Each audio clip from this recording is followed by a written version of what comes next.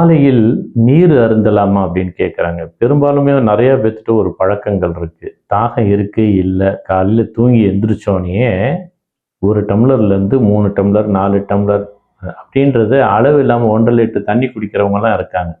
அது ஏன் குடிக்கிறாங்க, எதுக்கு குடிக்கிறாங்கன்னு கேட்டிங்கன்னா தெரியல. அவங்க நினச்சிக்கிறாங்க தண்ணி குடித்தா மலம் போகிறதுக்கு தான் குடலில் அதுக்கு தேவை. அவர் கழிவு சேர்ந்துட்டா அவரு வெளியேற்ற போறாரு. இதை நாம ஏன் வெளியேற்றுறதுக்கு அது தேவையில்லாமல் ஒரு தூண்டுதல். ஸோ அந்த மாதிரி இருந்தால் என்ன பண்ணலாம், உண்மையிலே தாகம் இருந்துச்சுன்னா 1 மிடர் 2 மிடர் 3 மிடர் தண்ணி அருந்தலாம். அதை விட மிகச்சிறந்து உங்களுக்கு காலையில் எந்திரிச்சோன்னே ஒரு அருந்தக்கூடிய ஒரு அற்புதமான பானம் எது அப்படின்னு பார்த்தீங்கன்னா நீர் ஆகாரம். இதில் நிறைய ப்ரோபயோட்டிக் இருக்கிறதுனால நமக்கு வயிற்றில் தேங்கி இருக்கிற நச்சுக்கள், கழிவுகள், குடலில் தேங்கி இருக்கிற கழிவுகள்லாம் வெளியேறும். உங்களுக்கு ஈஸியாக மனம் சரியாகும். ஏன்னா குடலுக்கு தேவை ஆற்றலும் சக்தியும் தான். ஸோ அது இருந்துட்டாவே அந்தந்த வேலையை அந்த உறுப்புகள் சரியாக செய்யும். தண்ணி குடிக்காதீங்கன்னு இல்லை, தாகம் எடுத்தால் தண்ணி குடி.